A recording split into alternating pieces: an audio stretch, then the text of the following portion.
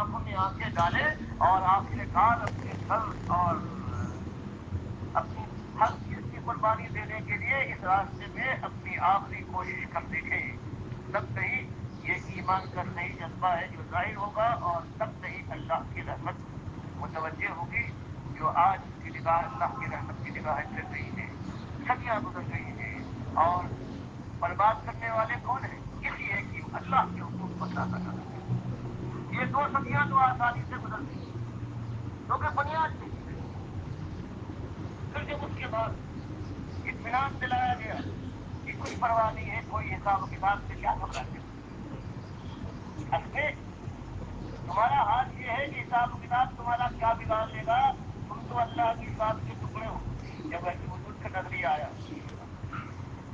جب حساب و کتاب کیا،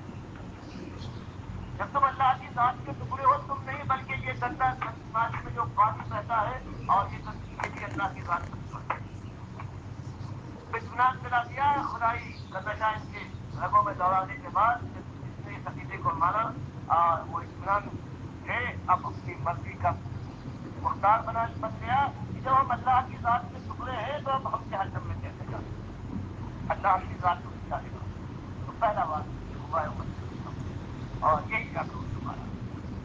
دوسرا بات یہ ہوا ہے کہ مصیبت اگر آ جائے تو کیا کم کرتے ہو؟ کوئی مشکل یہاں پیش آتی ہے تب بھی کچھ مددگار ہے ان سے،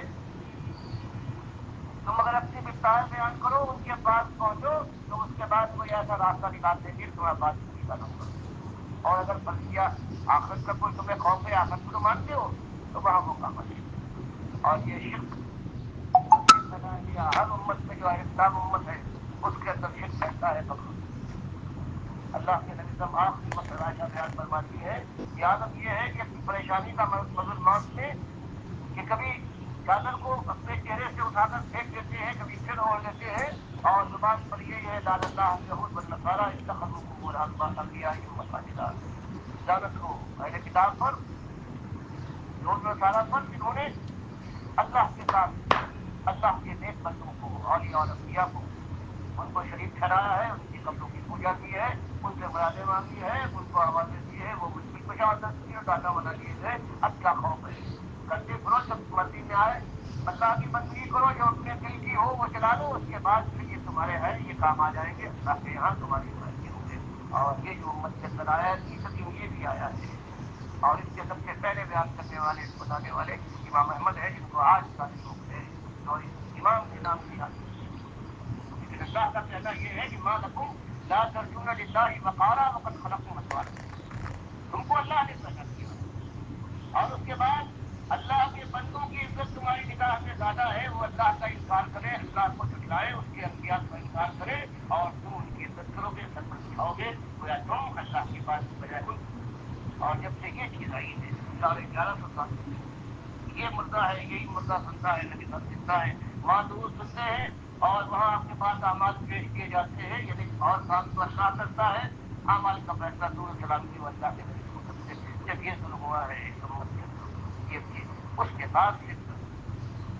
دنیا کے لحاظ سے چاہے آپس کے لیے کوئی انکار، دنیا نے کیا دیکھا ہے؟ 700 سال تک اسپین کے اندر حکومت تھی، آج ایک گھر اسپین کے اندر نہیں ہے جو یہ کہہ سکے کہ ہم مسلمان ہیں۔ یہ 700 سال ہے۔ اب ہندوستان کا حال دیکھ رہے ہیں، اور ادھر سے، اور یہ دنیا کی وقتی اور ہنگامی یہ ذلت ہے، لیکن اس کے بعد ذلت آنے والی کس انداز کے ساتھ؟ ایک جوان ہے، ایک بوڑھا ہے، ایک خاتون ہے، ایک چیز ہے کہ دنیا میں کچھ پہ حاصل ہو جائے، اور کبھی اگر کوئی دینداری کی بات کبھی اس کے ذہن کے اندر کوئی پریشانی پیدا کرتی ہے تو اس کے بعد اس کے لیے اس نے تیار کر رکھا ہے، کسی حضرت سے تعلق ہے، کسی آستانے سے ان کا رابطہ ہے، اور کسی دربار کی وہ مجاور ہے۔ اور آج جو شیطان نے بتا دیا ہے کہ کوئی اس طرح سے چاہے ماننے والے ہو، کبھی کوئی پوچھے تو کہیں گے آخرت کو ماننے والے ہیں، لیکن عمل یہ عالم ہے کہ آج دنیا کے اندر آخرت کا خیال ایک ہی چیز ہے، معیار زندگی بلند ہو جائے، کام و دین کی لذت مل جائے، آنکھوں کے نظارے حاصل ہوں، کان کے سہانے بول ہوں، بنائے ہوئے پلک دوبارہ بنانے کے لیے موقع ملے، تیز رفتار سواریاں ہوں، لیکن یہ کتنے دنوں کی یہ بات ہے۔ اب ایک ہی دعوت ہمیشہ ہوتی ہے، مالک نے فرمایا ایک دعوت ہے بلا دو کہ اللہ کے بندوں کو بلاؤ پھر اللہ اللہ کی طرف دوڑو آگے کیا کر دوڑ کر جانا ہے تمہیں آج جتنی تم کو وسعت دی ہے حدود کے اندر اگر اللہ نے فراخی دی ہے تو جتنی حدود مقرر فرمائی ہے حد کے اندر تم آرامی کر سکتے ہو عیش کر سکتے ہو جو جائز چیزیں ہیں اللہ نے تم کو دی اس لیے قرآن میں فرما دیا کس نے کہا ہے تم پر لباس اچھا لباس نہ پہنو اس نے اچھے کھانے تم کو منع فرمایا اللہ نے یاد ہے صرف جہاں حرام ہے اس کا یہ ہونا چاہیے کہ ہر شخص کو یہ خیال تو رہے کہ فراقی ہے تو اللہ کا شکریہ ادا کرے اور اس کے بعد ذہن کے اندر ایک ہی بات ہو کہ ایک دن وہ آنے والا ہے کہ جو اصلی ہار و جیت کا دن ہے اس دن جو جیت گیا وہ ہمیشہ کی جیت جیتا اور اس دن جو ہار گیا وہ صحیح معنوں میں اصلی بدنصیب ہے اسی لیے اللہ کی ہر کتاب نے اللہ کے ہر نبی نے اور ہر نبی کے ماننے والے نے ایک ہی دعوت دی ہے کہ اللہ کے بندوں فیصلہ ہونے والا ہے اللہ کی بارگاہ میں قیامت آنے دو اور اس کے بعد فیصلہ خالص ایمان پر ہوگا اب تم خود اپنا انتظام کر لو اور یہی دعوت ہماری ہے اور جب یہ دعوت اور یہ مقصد ہو جائے تو پھر نہ دولت والے کا معاملہ ہے اور نہ غربت کا نہ یہ ہوگا یہ خاندان کا بڑا ہے اور یہ غربت اور پیشے کے لحاظ سے کمزور تھا اس لیے اس کا اتنا کم ہے نہ کالے کا خیال ہوگا اور نہ سونے کا اب بلال حبشی ہے حبش کے ہیں اگر اسی بات کو مان لیں تو اللہ کے نبی صلی اللہ علیہ وسلم کے خلیفہ عمر بن خطاب رضی اللہ تعالیٰ عنہ بخاری کی حدیث میں کہتے ہیں بلال سید امیر المومنین ہے کہ بلال ہمارے سردار ہے اگر یہ معاملہ ہو جائے تو جب وفات کا وقت آ رہا ہے زخمی کیا ہے ابو لولو نے تو بس بیان کرتے ہیں جب تک کہ دوسرا خلیفہ نہ بن جائے یہ سہیل رومی ہے یہ قائم مقام خلیفہ ہے اور وہی زمان یہ سلمان ہے اللہ کے نبی صلی اللہ علیہ وسلم کا ہاتھ پکڑ کر کہتے ہیں کہ یہ اور کی قوم ہے جو اجمی اگر سریا میں بھی ایمان ہوگا تو یہ وہاں سے جائے گی تو اس کے بعد پھر اور اپنا بھی افضال ہے ابو لہب وہ اس بات کو ماننے سے انکار کر دے اس کے ہاتھ اور بلال یا سلمان اور سہیل ایمان لے آئے تو وہ سر کے تاج ہے تو یہ چیز اسی وقت جب یہ دعوت حق کہ اللہ کے اکیلے مالک کے تم بندے ہو اور اسی بات کے اوپر فیصلہ سننے والے ہو قیامت کے دن وہ دن دور نہیں ہے وہ آیا چاہتا ہے سانس کھلی اور گویا یہ قیامت آ گئی انسان اور اس دن فیصلہ ہوگا اور یہ ایسی بات ہے کہ غریب کی جھوپڑیوں میں بھی یہ بات اپنی مقام پر ہے اور محلات کے اندر بھی یہی تقریبات ہے اللہ اس بات کو قبول کرنے کا اور دنیا تک پہنچانے کا اور اس سلسلے میں جو ہونے والا ہے رد عمل اس میں پروردگار کی توفیق سے ثبات ملنے کی توفیق سے پروردگار عالم یہی دعوت ہے آخر زندگی کی آخری لمحے تک اور اللہ کے نبی صاحب نے خوشخبری سنائی ہے بخاری مسلم کی حدیث میں کہ قیامت نہیں آئے گی جب تک زمین وہ نہ دیکھ لے کہ اس کی پیٹھ کے اوپر کتنے لوگ باقی ہوں گے سارے کے سارے ایماندار ہوں گے ایک کافر بھی زمین کی پشت پر موجود نہیں ہوگا اس لیے جزیہ کا زمانہ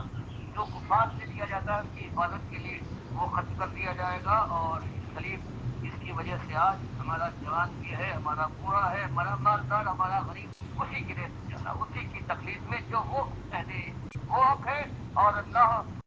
کی بات بالکل دماغ سے نکل گئی ہے فرمایا سلیم اس زمانے میں ناپید ہو جائے گی عیسائی کا وجود نہیں ہوگا اور پھر بھی نہیں پایا جائے گا اس کے لیے یہی ایک انداز ہوگا یہی دعوت حق اٹھے گی ایسے ہی جوامت ہے جواندار لوگ ہوں گے اور پھر اللہ کی توفیق سے ان کو ثبات ملے گی پھر وہ جنگی ہوگی انتہائی شدید فولاد سے ٹکرائے گا اور پھر اللہ کا دل واجب ہو جائے گا اللہ مجھے بھی توفیق دے اور پروردگار کو میں تک پڑے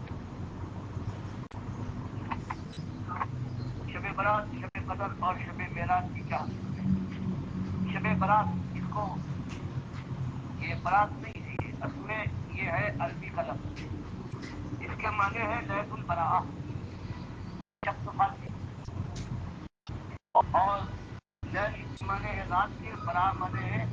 تبرے کی بے ظاہری تو یہ رات جو ہے یہ ایک گروہ نے صحابہ سے خلیفہ راشدین سے تین ہفتے برات کے اعلان کے لیے اور یہ وہ دن ہے جس کے لحاظ سے ان کے اعتماد کی حکومت ہے. صاحب الزمان کہے اس کو، مہدی کہے، المنتظر کہے، القائم، یہ ان کی پیدائشی تقریب سن 255 ہجری میں یا 254 ہجری میں وہ آخری امام حسن عسکری کے وہ اولاد ہیں، اور وہ اپنے باپ کی وفات میں 207 میں ہوئی ہے. وہ اصلی حضرت فاطمہ کا قرآن، حضرت موسیٰ کا عصا، حضرت آدم کی قمیص، حضرت سلیمان کی انگشتری اور کیا کچھ ہے وہ سب لے کر اپنے باپ سے سرمن را اس کے غار میں چلے گئے. 50 سال تک تو لوگ ان سے ملتے ہوئے رہے. 4 سال کے اس بچے سے اس کے پاس سب کچھ ہے. ان کے احکامات بھی آتے رہے. اس کو غیبت ہے، شکرا کہتے ہیں. اور اس وقت سے لے کر 1100 سال گزر چکے کہ وہ غائب ہیں. ہو سکتا ہے 10,000 سال کے بعد آئے، لیکن جب وہ آئیں گے واپس دنیا میں تو ان کی حکومت ہوگی، اور ایسی حکومت ہوگی کہ کبھی اس سے پہلے نہ وہ مساوات نہ وہ امن و امان خود نبی ختم بھی نہیں کر پائے، جیسے خمینی نے ٹی وی کے اجتماع میں تقریر کر دی. اور ان کے لیے آیا کہ وہ آئیں گے تو سارے معاملات جو پرانے ہوئے ہیں غصب کے، ظلم و جور کے، حقوق پر دسترازی کے، ان کا فیصلہ کریں گے. حضرت ابوبکر اور عمر کو اپنی قبروں سے نکال کر زندہ کریں گے، اور دن میں 100 ہزار پاک لوگ پھانسی کریں گے. حضرت عائشہ اور حضرت حفصہ کو ان کی قبر سے نکال کر ان کو زندہ کریں گے. اور چونکہ انہوں نے نبی صلی اللہ علیہ وسلم کے خلاف سازش کی، دونوں نے مل کر اللہ کے نبی صلی اللہ علیہ وسلم کو زہر دیا ہے، اس لیے ان کو بھی ان کی قتل کا ثابت ہو. تو یہ ان کی، یہ آج ان کے ذہن کے اندر، وہ سروں کے ذہن کے اندر، اور یہ دن مقرر کیا ہے، یہ رات کی 15 شعبان جو ہے یہ ان کی پیدائش کا دن ہے. اور اس کے بعد پھر اس کے اوپر ناشتے چڑھائے گئے. اور جو یہ گروہ ہے وہ حق میں ایسا چاقو کرتی زبان میں زبان آوری الفاظ کہ وہ سوال اور سیموزن بکھیرنے والے تاریخ میں آئے تو ان کا کوئی مقابلہ نہیں. اس نوجوان کے لیے دنیا کو مبہوت بنانا چاہے کوئی ان کی مثال نہیں. اب جب اس کے اندر آئے، اپنے اس دین کو حق کرنے کے لیے آئے قرآن و حدیث کے مقابلے میں، تو انہوں نے اس کو سچا کر دکھایا. ساری چیزیں جو ہے دین کے اندر حدیث کی شکل میں قرآن کی تفسیر کے لیے، اور وہ ساری چیزیں داخل کر دی. اس لیے جتنی روایتیں لائی گئی ہیں سب اسی گروہ کی طرف سے ہے، چاہے وہ حضرت عائشہ کی استناد سے دونوں دن کی روایتیں بیان کی جائے، یا علی رضی اللہ تعالیٰ عنہ کا نام لے کر رات کو بات کرو اور دن کو روزہ رکھو، اور یا حضرت ابو موسیٰ شریف کی خالص دین کے ساتھ اور جو دین حق کے ساتھ ہے اس کے ساتھ یہ ایک کھیل ہے. اور امت مسلمہ کو امت کا معاملہ ہے. قریب دیکھا انہوں نے دیوالی ہندوؤں کی ہوتی ہے، شرابہ ہوتا ہے، شورشر ہوتا ہے، پٹاخے چھوڑے جاتے ہیں. اب تو امت مسلمہ کیسے پیچھے رہ جاتی ہے؟ جب جنماشٹمی کے لیے اس نے عید میلاد النبی بنا لی، اور جب دسہرا ہندو کر رہا تھا تو یہاں عاشورہ 10 دن کے لیے وہی بات ہو گئی. رام راون کا کھیل وہاں تھا، یہاں بھی رام راون کا کھیل ہوا. اللہ کے اس بندے نے اس کے لیے اللہ کے نبی صلی اللہ علیہ وسلم نے بخاری کی حدیث میں یہ کہا ہے کہ بخشے بخشائے لشکر کا سالار، یہ بخشا بخشایا ہے، اس کو راون بنایا گیا. اور ساری چیزیں جو ہے اس کے اندر وہی داخل کر دی گئی. یہ تو شب برات کی مختصر چیز ہے. شب قدر کے لیے اللہ نے بالکل قرآن میں اتار دیا انا انزلناہ فی لیلۃ القدر، یہ پوری صورت تھی. اور یہ اللہ کے یہاں جو شب برات کے لیے انہوں نے بنایا ہے وہی صحیح معنوں میں شب قدر ہے کہ اللہ تعالیٰ پورے سال کے لیے فیصلے فرماتا ہے. فرشتے اترتے ہیں جبریل علیہ السلام آتے ہیں. اور یہ رمضان کی ایک خاص رات ہے آخری دن کے بعد معراج بالکل یقینی ہے کہ آپ معراج پر جب کو گئے تھے. سبحان الذی اسریٰ بعبدہ لیلا من المسجد الحرام الى المسجد الاقصی، لے گیا پروردگار راتوں رات کی اسرا کے معنی کے لیے لیلا بول گیا. تو یہ بات بالکل صحیح ہے، لیکن نہ تاریخ معلوم، نہ سن معلوم، نہ دن معلوم. اس لیے جو ہمارا یہاں کاروباری طبقہ ہے دینداری کا، اس کے پاس آج سب کچھ ہے. اس نے اپنی ساکھ قائم کرنے کے لیے اپنے پیٹ کو بھرنے اور اپنے بچوں فرشتوں کے لیے مال جمع کرنے کے لیے یہ ساری رسمیں بنائی ہیں، اس کے اندر وہ سب سے آگے ہے، اور نذرانے بھی ملتے ہیں، کھانے کو ملتا ہے، اور تقریروں کی آمدنی بھی ہوتی ہے، سب کچھ۔ یہ کوئی معراج کی رات ہے؟ اللہ قرآن میں فرماتا ہے، حدیث بالکل تشریف فرماتی ہے، لیکن یہ جو تاریخ کب تھی، یا اس میں کوئی خاص عبادت ہو، یا اس کو کبھی کسی صحابی نے منایا ہو، یہ بالکل نہیں ہے، کبھی ایسا نہیں ہے۔ مولانا مودودی صاحب کے عقیدے میں کیا خرابی ہے؟ میں نے یہاں کتابیں رکھی ہوگی، مفاد النبی کے آخر میں جو سارے علماء کے فتووں کا فوٹو ہے، ان کی اپنی کتابوں سے مولانا مودودی صاحب کے فتووں کا اور ان کے جو عقیدہ ہے اس کا فوٹو موجود ہے، آپ دیکھ کر اسے تصدیق فرمائیں۔ جمہوریت غیر اسلامی ہے۔ اللہ فرماتا ہے کہ ایک چیز ایک کام کے لیے تم پیدا کیے گئے ہو، تم اللہ کے بندے ہو، اللہ کو مانو، اس کے علاوہ اور مالک قرآن میں فرماتا ہے کہ اگر آپ اتباع کرتے دنیا کی اکثر لوگوں کی تو آپ کو راستے پیدا کرتے۔ یہاں اکثریت اور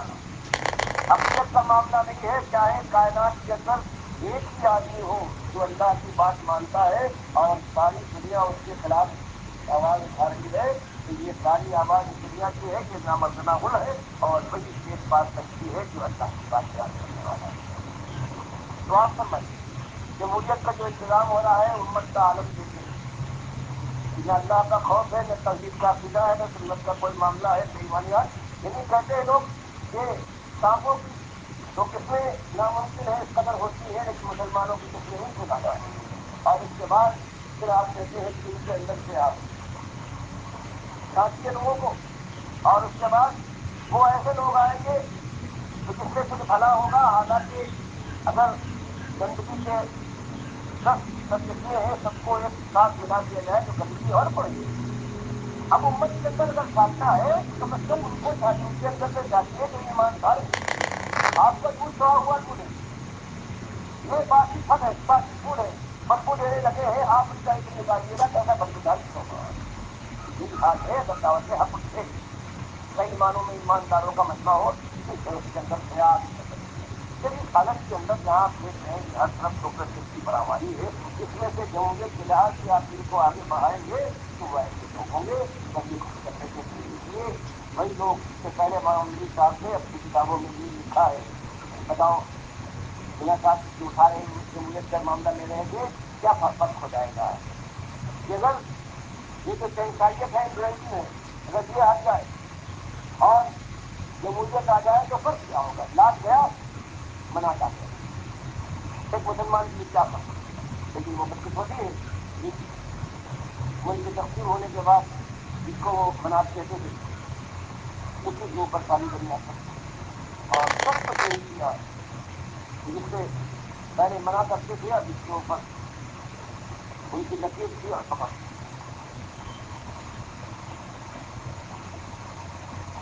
مگر ہم اس رات شب برات میں اللہ کی بات کرتے ہیں، نفل اور صلاۃ کرام پڑھتے ہیں، علی اور نبی کا بالکل تذکرہ نہیں ہوتا اس نفل پیدا کرنے میں۔ اللہ کر اس کو یہ سمجھے نفل کو کبھی پڑھ سکتے ہیں، کبھی پڑھائیں، ہر ایک کو اختیار کیا کہ اللہ کی نوزی کوئی عبادت ہو، نماز ہو، روزہ ہو، حج ہو، کوئی چیز ہو اس کے اندر، لیکن اگر کوئی خاص دن انسان مقرر کرتا ہے، جیسے آج 15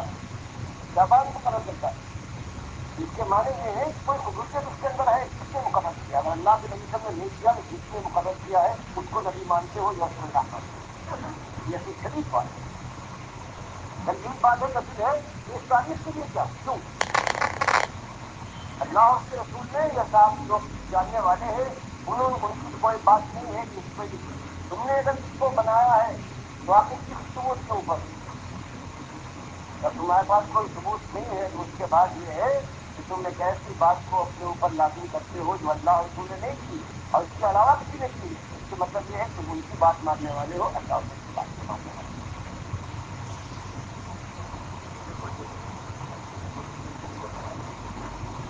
کیا روح بھی انسان کے مرنے کے ساتھ پھٹ جاتی ہے؟ نہیں، بالکل قرآن کی حدیث میں سب بتاتی ہے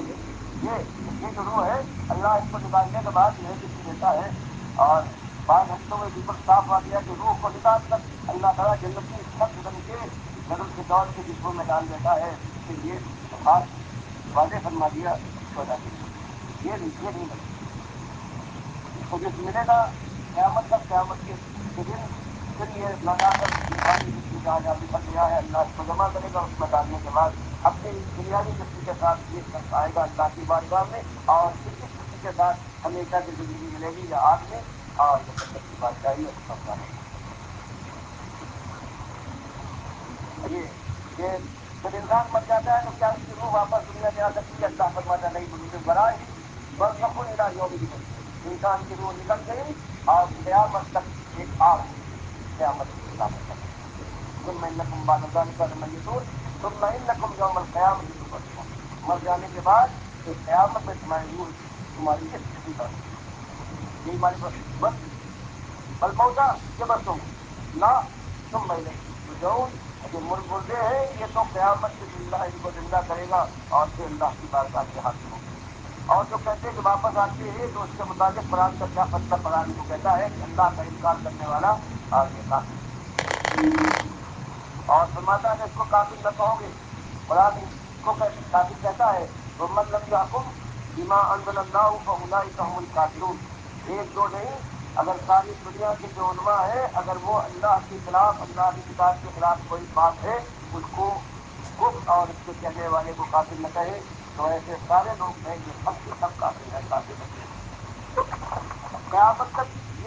یہ روح کہاں ہوگی یہ برزخ میں ہے لیکن بعض حدیث اور قرآن کے ذریعے سے بعض کا مقام بھی متعین کر دیا گیا ہے مثلاً سارے 14 کے لیے پروردگار عالم نے اور اس کے نبی کا نے فرما دیا یہ جنت الفردوس میں جو جنت کا سب سے اونچا درجہ ہے مالک فرماتا ہے ولا تحسبن الذين قتلوا في سبيل الله امواتا بل احياء عند ربهم يرزقون کہ جو اللہ کی راہ میں شہید کیے گئے چاہے میدان جنگ میں اترے ہو یا اللہ کے دین کی دعوت دیتے ہوئے مشرکوں نے کفار نے ان کو شہید کر دیا فرمایا ان کو مردہ نہ سمجھو یہ زندہ ہے کہاں زندہ ہے ان رب کے یرزقون اپنے رب کے پاس زندہ ہے وارث سارے قیامت سے پہلے ہی اور اسی بات کی اسی انداز کے اندر اللہ کے نبی صاحب نے فرما دیا کہ یہ ان کو نہ نیا جسم دیا جاتا ہے اور جنت میں پہنچا دیا جاتا اسی وقت جیسے سورہ یاسین میں آیا ہے کہ جو شہید کیا گیا وہ شخص جو رسولوں کی